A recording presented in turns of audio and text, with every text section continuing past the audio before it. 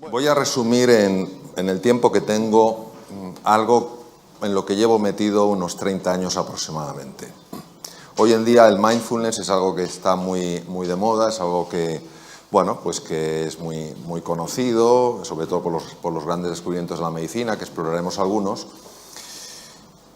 Pero es algo verdaderamente antiguo, en el sentido de que, como iremos observando y descubriendo, es el resultado de una investigación muy profunda hace montones de años, que la ciencia médica en los últimos 30 años sencillamente ha mostrado, no ha demostrado su valor, porque ese valor se ha demostrado a lo largo de muchos siglos, ha mostrado por qué se produce ese valor.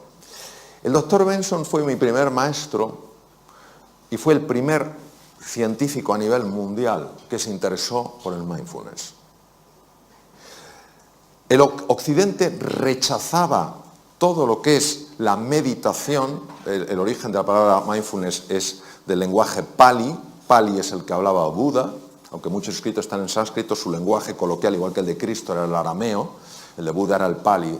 Pali es Sati, y Sati quiere decir estar en el presente para ver las cosas como realmente son, no como te parece que son, como realmente son. Por ejemplo, esta mesa, ¿verdad que la vemos como sólida? Esta mesa fundamentalmente es hueca, pero yo sé que la percibimos como sólida.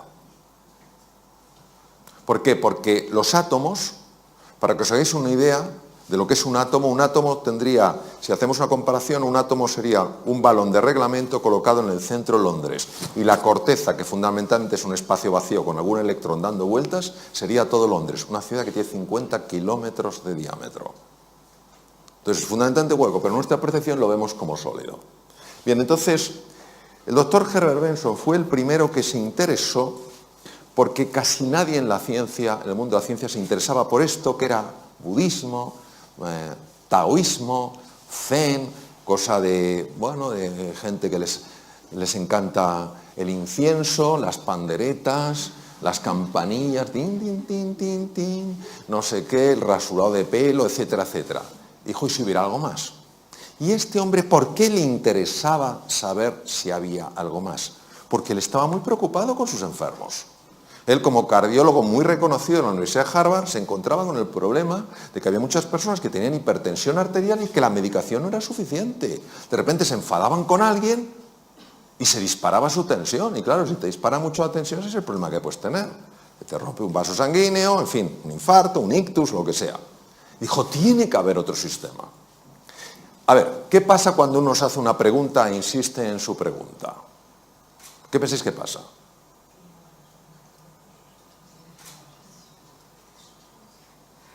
Que alguien diga algo, lo que sea, hasta ahora. ¿Qué pasa? Porque normalmente encuentras una respuesta, ¿no? Empiezas a buscar, preguntas, Teresa, ¿tú sabes la respuesta? Pues mira, no, Isabel lo sabe, José María lo sabe, no sé qué, vas buscando, ahora te dice, oye, ¿qué tal? Bueno, entonces este hombre empezó a buscar y se hizo la siguiente pregunta. ¿Puede haber algo que no contemple la realidad médica, pero que pueda tener un impacto en la hipertensión arterial? ¿Puede haber algo que tenga la capacidad de mejorar la función cardíaca, de proteger al corazón y que sea desconocido por la ciencia médica? Es decir, en la realidad médica que hay, pueden existir vacíos. Y este hombre, en aquella época, pionero a nivel mundial, el primero que lo hizo a nivel mundial, se fue a Dharamsala, hasta 7.000 pies de altura en la India, porque sabéis que la comunidad tibetana fue expulsada y martirizada por los chinos en el 59, quemaron 6.000 de los 9.000 monasterios, esto es una cifra, y se fue allí y empezó a estudiar, con un permiso del actual Dalai Lama, empezó a estudiar qué hacían los monjes. Porque le habían llegado ideas, a través sobre todo de un libro, de que los monjes eran capaces de activar ese sistema del que hablabas tú, Santiago, que es el sistema que protege al organismo, el sistema parasimpático. Y yo me acuerdo,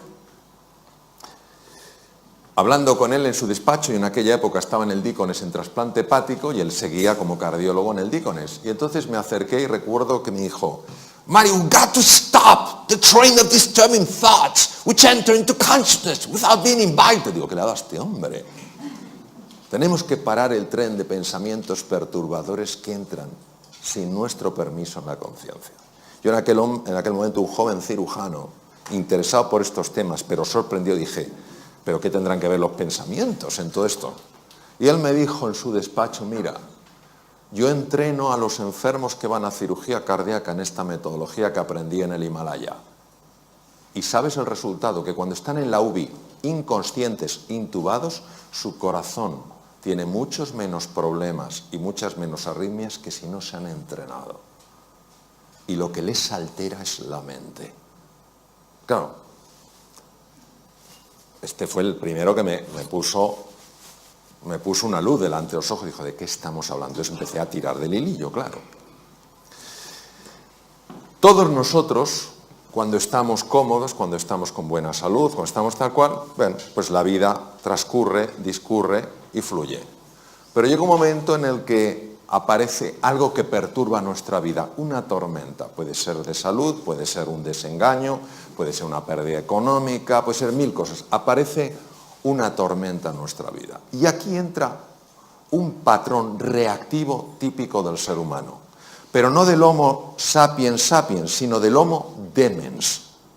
De eso que decía el príncipe Gautama Siddhartha, Sakyamuni Buda, que teníamos perturbado. De eso que hablaba Lao Tzu, que no funcionaba bien en la mente.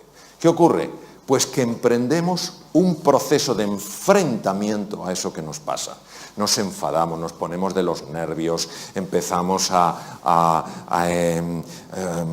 encogernos, a empequeñecernos, notamos como el estómago se hace un nudo, nos duele la cabeza, mil cosas. Esto es lo que el profesor Hans Selye, de origen húngaro, llamaba la fase de resistencia. Es decir, o te irritas, eres un desgraciado por lo que me has hecho, es que o huyes o te haces chiquitín, te quedas bloqueado. Y el profesor Hans Selye decía que esto, con el tiempo, te podía llegar a hacer enfermar.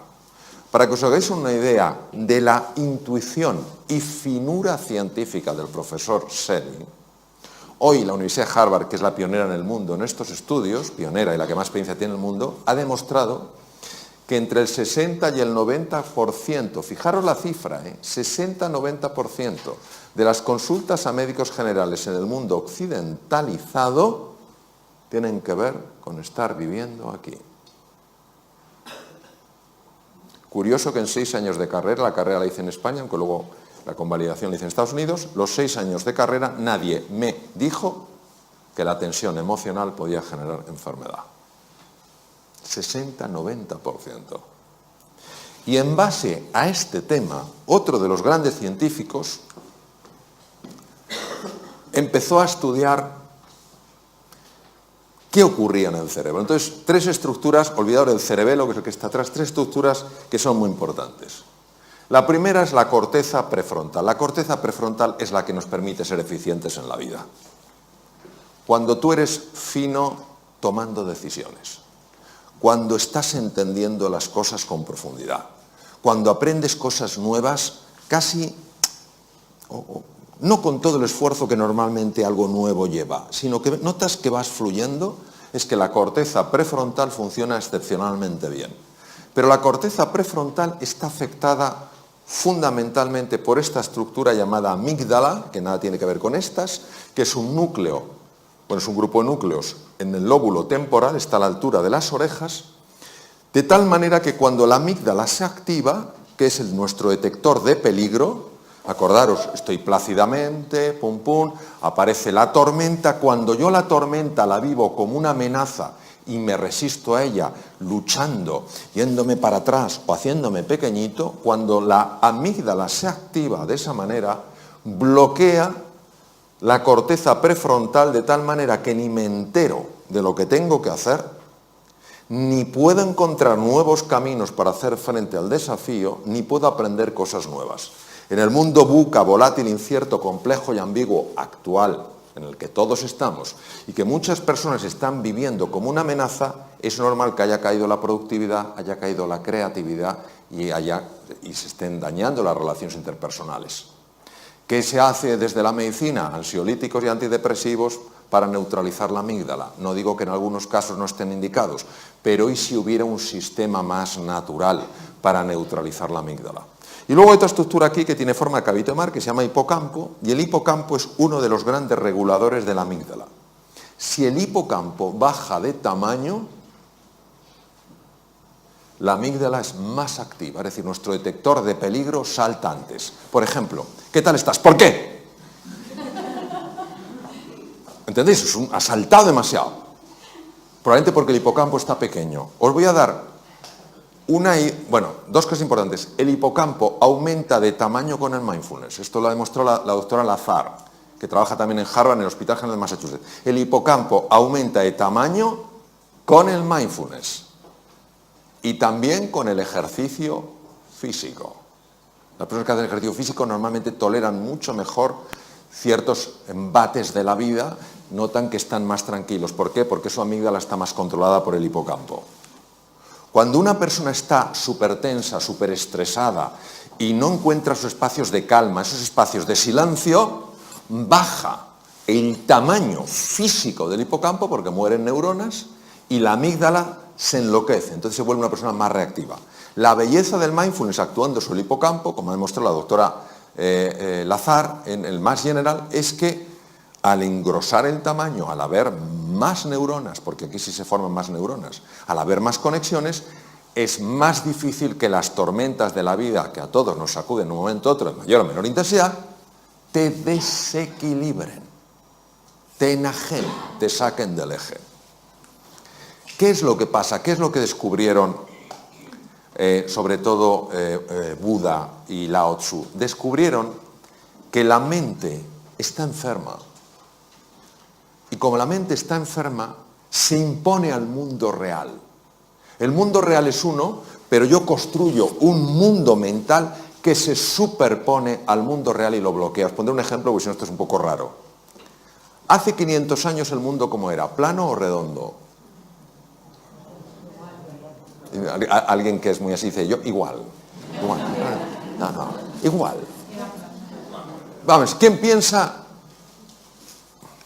en todas las salas que hay? Que levante la mano quien piense que hace 500 años el mundo era plano. Muy bien. Que levante la mano quien piensa que el mundo era redondo. Muy bien. Vamos a ver. Es que todos tenéis razón. El mundo era redondo, siempre lo ha sido. Desde hace 10.000 millones de años, la Tierra es redonda. No tiene forma de huevo. No es un plato, es redonda. Pero vivíamos como si fuera redonda. No, vivíamos como si fuera plana. El mundo real era redondo, el mundo mental era plano. ¿Cuál se impone? El mundo mental. Nadie, salvo Colón, se atrevió a cruzar aquello que era el límite. Y entonces, el que descubrió que el límite era el comienzo. Eso es exactamente lo que nos pasa. Entonces, en lugar de pensarlo en la tierra plana, imaginaros cuando tú te miras en el espejo y no te gustas. Y dices, es que estás viendo tierra plana. Lo siento, tú eres mucho más que lo que ves. O cuando ves damas a tu marido, dices, vaya tripa. Estás viendo tierra plana. Tu marido es mucho más que eso. O cuando ves a tu mujer y dices, que llevo ya tanto tiempo con ella, estás viendo tierra plana. Hay algo mucho más profundo. O cuando miras al mundo, es que todo es lo mismo, tierra plana, hay un mundo redondo. La ventaja del mindfulness es que te ayuda a ver lo que no estás viendo. Por eso la definición de sati es estar en el presente para ver las cosas como de verdad son. ¿Cómo son de verdad? Redondas, no planas. Bien. Este es otro de mis maestros, Judson Brewer, que además toca maravillosamente el violín, y ha descubierto una cosa fascinante. Ha descubierto que tenemos un sistema que nos tiene atontados a todos. Estamos dormidos sin darnos cuenta, y todos conocemos el sistema. El sistema se llama DFN, Default Mode Network, y es el que hace que tú puedas conducir sin saber que estás conduciendo. Esto lo conocemos todos, ¿no? Pero dices, ¿será posible? O sea, estoy pensando en 1000 cosas y sin embargo, como que el coche va solo, ¿sí? Pues que sepamos que esto aumenta significativamente la posibilidad de tener un accidente. Significativamente. ¿Por qué? Porque ¿dónde no estás? En el presente. ¿Dónde estás?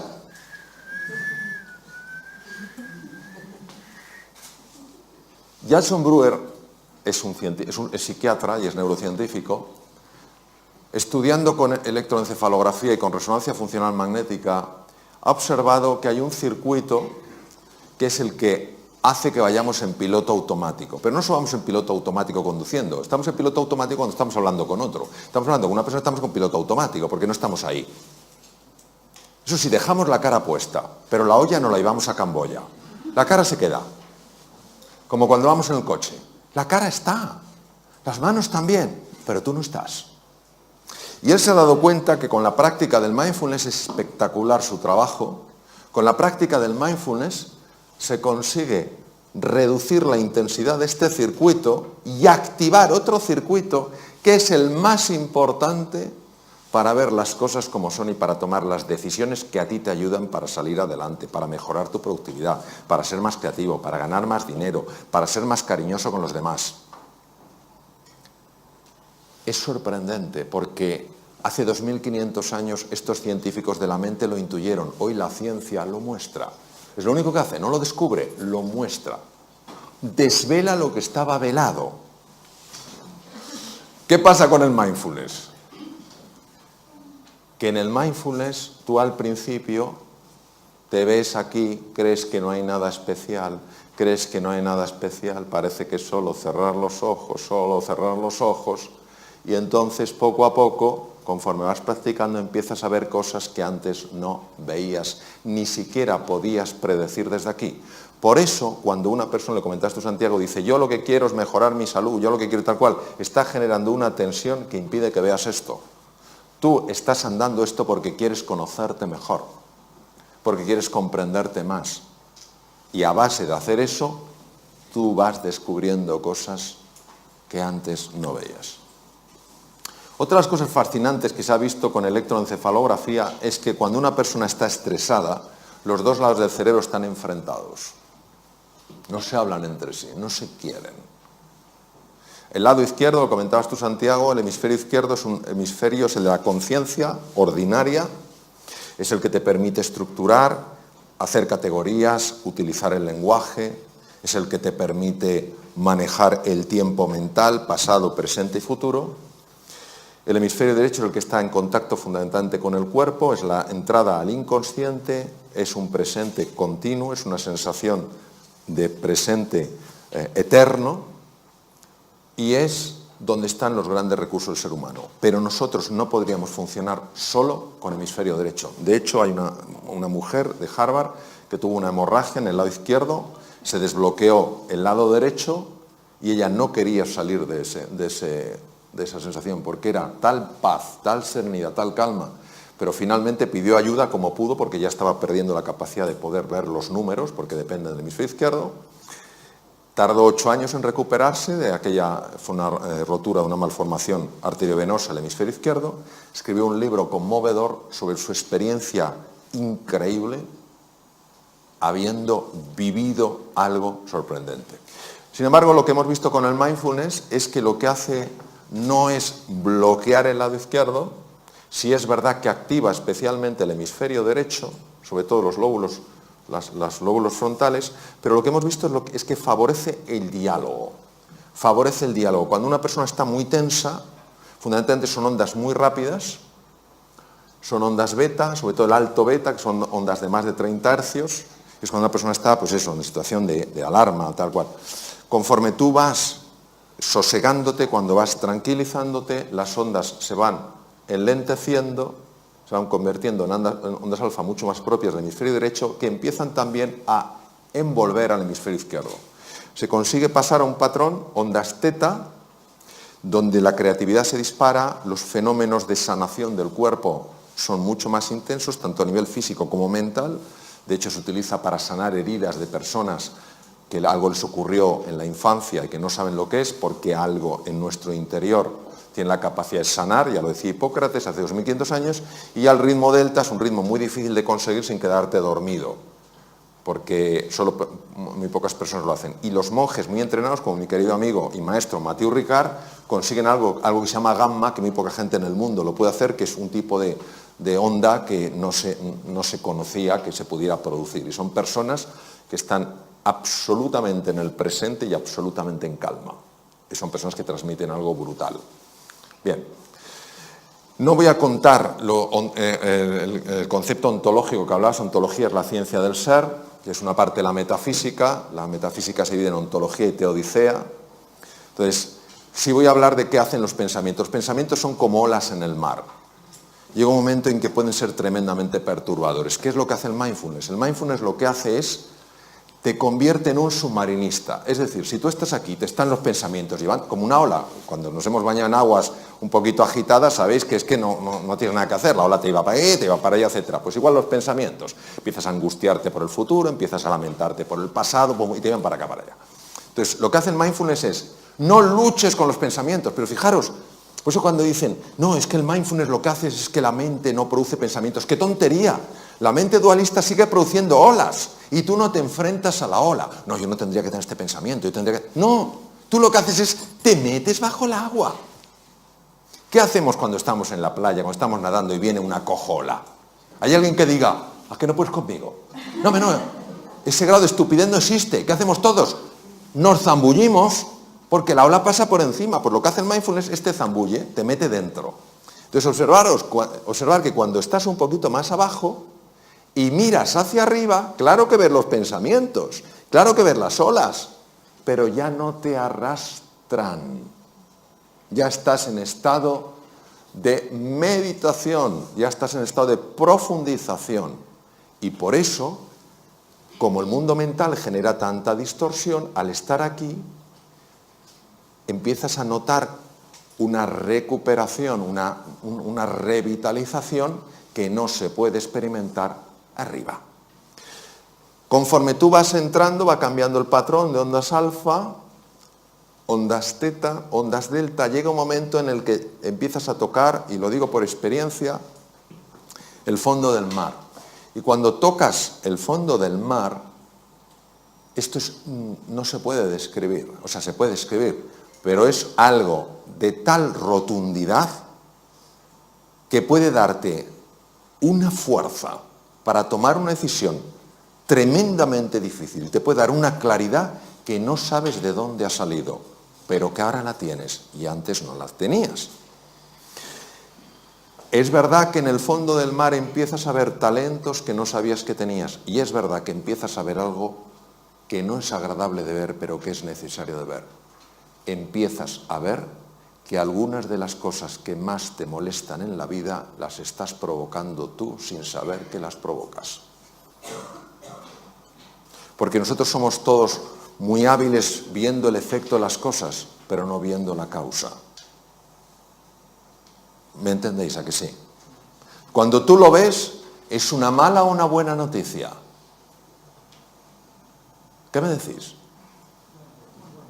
José, tú que eres un jurista de primer nivel mundial, ¿el desconocimiento de la ley te exime de su cumplimiento? No. Me decía, esperaba una pregunta más compleja. Me mira diciendo, no, más de mi nivel es lo que doy, José. Bien, pues lo mismo. Que tú no sepas que estás causando eso, no evita que sigas experimentando los efectos de eso.